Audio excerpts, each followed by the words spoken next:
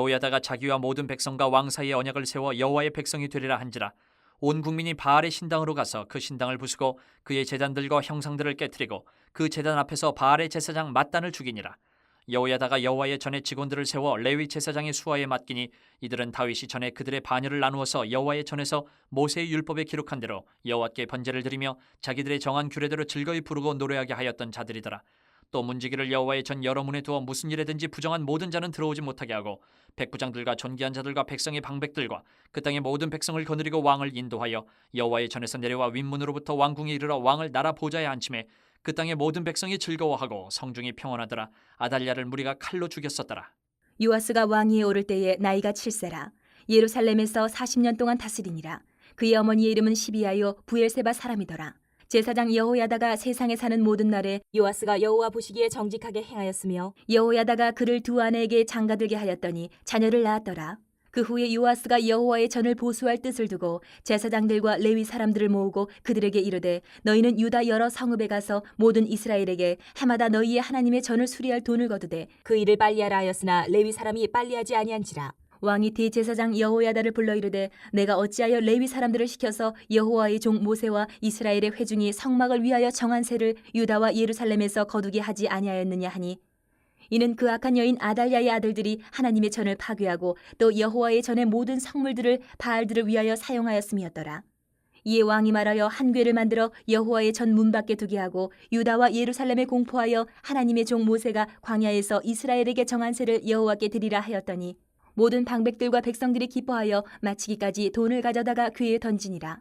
레위 사람들이 언제든지 궤를 메고 왕의 관리에게 가지고 가서 돈이 많은 것을 보이면 왕의 서기관과 대제사장에게 속한 관원이 와서 그 궤를 쏟고 다시 그곳에 가져다 두었더라. 때때로 이렇게 하여 돈을 많이 거두매 왕과 여호야다가 그 돈을 여호와의 전 감독자에게 주어 석수와 목수를 고용하여 여호와의 전을 보수하며 또 철공과 노쇠공을 고용하여 여호와의 전을 수리하게 하였더니 기술자들이 맡아서 수리하는 공사가 점점 진척되므로 하나님의 전을 이전 모양대로 견고하게 하니라. 공사를 마친 후에 그 남은 돈을 왕과 여호야다 앞으로 가져왔으므로 그것으로 여호와의 전에 쓸 그릇을 만들었으니 곧 섬겨 제사 드리는 그릇이며 또 숟가락과 금은 그릇들이라. 여호야다가 세상에 사는 모든 날에 여호와의 전에 항상 번제를 드렸더라. 여호야다가 나이가 많고 늙어서 죽으니 죽을 때에 130세라. 무리가 다윗성 여러 왕의 묘실 중에 장사하였으니 이는 그가 이스라엘과 하나님과 그의 성전에 대하여 선을 행하였음이더라. 단지 우리가 살아가면서 쾌락을 위해 사는 것이 아니라 하나님의 뜻을 이루기 위해서 산다면 그 인생은 정말 의미 있고 보람될 겁니다. 그리고 그 선한 뜻을, 하나님의 뜻을 따라서 나아가면 세상에서는 희생이 있고 고통이 따르지만 결국 가치 있는 인생으로 하나님께 인정받고 보상을 받게 됩니다.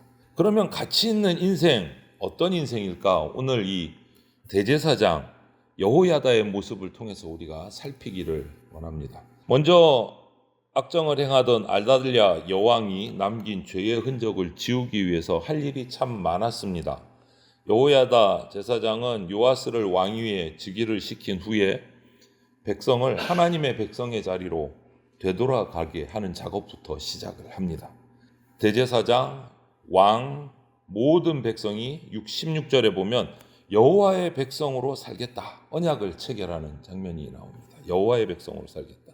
이것으로 끝나는 것이 아니라 단지 그냥 약속하고 선포안으로 끝나는 것이 아니라 그 이후에 앞서 악정을 했던 아달랴 통치하에 정말 가득했던 유다 땅에 바알 숭배를 척결을 합니다.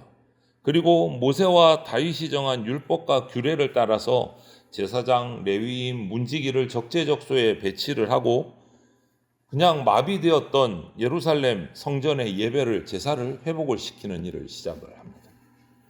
이처럼 오늘날도 마찬가지입니다. 교회 공동체의 개혁, 갱신은 그냥 한 번에 우리가 이제부터 열심히 잘할 거야 이것으로 끝나는 게 아니다. 무너진 것은 세우고 잘못은 고치고 빈 곳은 다시 채워가는 수고가 필요하다라는 거죠. 말로만 해서는 안 된다. 이처럼 하나님께서는 선하고 의로운 한 사람을 통해서 그 한 나라를 공동체를 완전히 회복시켜 가십니다.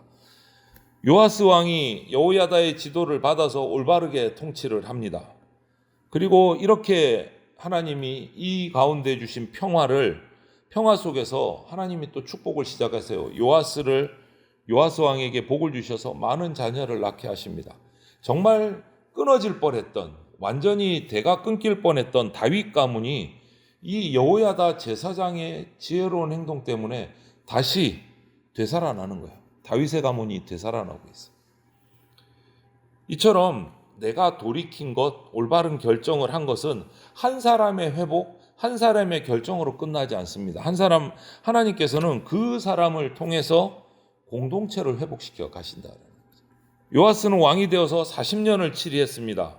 적어도 대제사장 여호야다가 있는 동안에는 하나님 앞에서 바른 삶을 살았어요. 왕이 되고 나서 제일 먼저 한 게 뭐냐? 하나님의 성전을 이제 수리하고 보수하고 다시 세우는 거예요.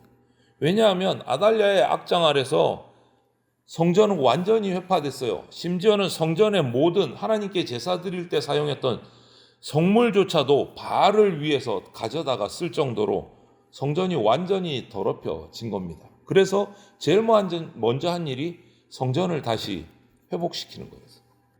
자기 왕위에서 중요한 일로 생각을 하고 추진을 한 거예요. 그 뜻이 참 하나님 앞에 기특하고 향기로운 거죠. 세상 사람들은 명예나 부를 위해서 뜻을 품습니다. 그런데 하나님의 백성인 저와 여러분은 달라야 돼요. 하나님을 위해서 거룩한 뜻을 품어야 된다. 이렇게 요아스는 생각만 한 것이 아니라 이제 실천을 합니다. 제사장과 레위 사람들을 모아서 성전 수리에 필요한 경비, 재정을 마련하라고 명령을 해요. 그런데 이 레위인들의 속도가 너무 느려요. 제대로 하지를 않는 거예요. 그러니까 말만 하고 끝나는 왕이 아니다라는 거예요. 살피고 다시 잘못된 것은 부족한 것은 채우고 다시 시작을 합니다. 그래서 다시 명령을 내려요. 속도를 좀 내라. 성전을 수리하는데 독려를 합니다. 성전 수리에 열정을 가지고 임하는 거예요. 여러분, 하나님을 위한 뜻이라면 되면 좋고 안 되면 어쩔 수 없고 이렇게 해서는 안 된다라는 거죠. 하나님께서 우리에게 생명을 주시기까지 사랑하시고 우리를 구원하시기 위해서 독생자 아들을 내려보내시기까지 한 그 하나님처럼 우리는 열정을 가지고 일을 해야 돼요. 요아스의 뜻은 오늘 아주 견고합니다. 분명한 비전을 제시를 하고 필요한 가운데 나오는 거 성취할 때까지 열정을 다해서 일해요. 여러분, 선택이 아니고 필수입니다. 열정은 하나님의 뜻을 이루기 위해서 열정적으로 일할 때 기뻐하십니다. 그런 약속들이 로마서 12장에도 나오고 계시록 3장에도 나와요.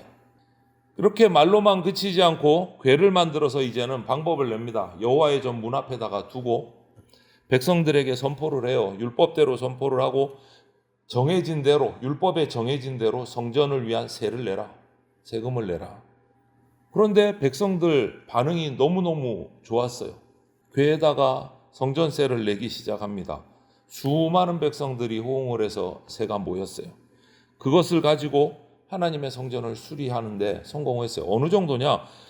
성전을 다 보수하고도 그 남은 돈이 있어서 바알에게 쓴 그 성물들 때문에 없어진 성전에 사용할 그릇, 물품들까지도 다시 장만을 합니다. 그렇게 해서 여호야다 제사장이 사는 날 동안에 성전은 항상 아름답게 하나님 앞에 제사를 드렸어요. 이처럼 하나님께서는 백성들의 마음을 움직여서 한 사람이 일하기 시작하니까 그 사람을 통해서 하나님께서 마음을 움직이셔서 놀라운 열매를 맺게 하시는 거예요. 왕에게로 흘러가고 왕의 결단이 또 백성에게로 흘러가고 그래서 하나님의 성전을 세우고 아름다운 제사를 드리게 됐어요. 여러분, 이렇게 하나님의 뜻을 품은 것이 하나님의 은혜로 성취하게 되면 그 일생에 아름다운 법적으로 일로 기록이 되는 거예요. 사무엘상 2장 30절에 나온 것처럼 하나님께서는 당신을 존중하는 사람을 하나님께서도 존중히 여겨 주십니다. 여호야다 제사장은 비록 왕은 아니었어요. 그냥 대제사장이었어요. 왕이 아니었어요. 그런데 오늘 끝절을 보면 죽어서 열왕의 묘실에 장사됐다라고 돼 있어요. 왕의 묘실에 대제사장이 죽어서 장례가 된 거예요. 이런 일이 없었습니다. 이것은 여호야다가 하나님 보시기에 올바르게 제대로 살았다라는 것을 하나님이 인정하고 존중해 주시는 장면이에요. 여러분, 우리 역대하를 지금 쭉 묵상해 오면서 몇몇 악한 왕들은 죽고 나서 왕이었음에도 불구하고 왕의 묘실에 장사되지 못한 왕들이 몇몇 있었어요.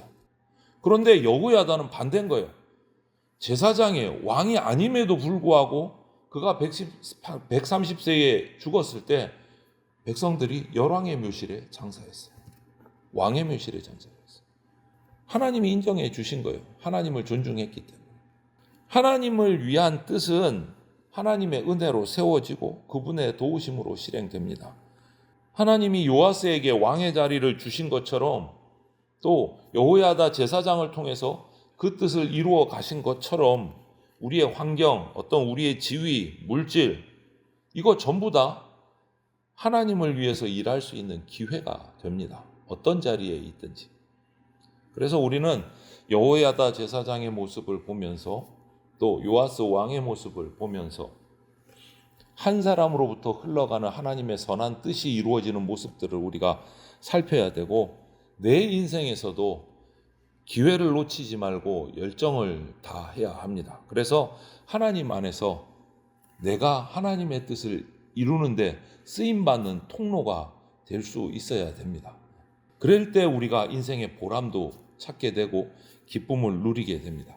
그것이 바로 하나님이 사용하시는 청지기의 제대로 된 모습이라고 말할 수 있습니다. 그래서 오늘 여호야다 제사장의 모습을 보면서 우리도 하나님께 쓰임받는 청지기의 삶을 살아내고 하나님으로부터 받는, 존중받는, 인정받는 인생이 되시기를 주님의 이름으로 축원을 드립니다.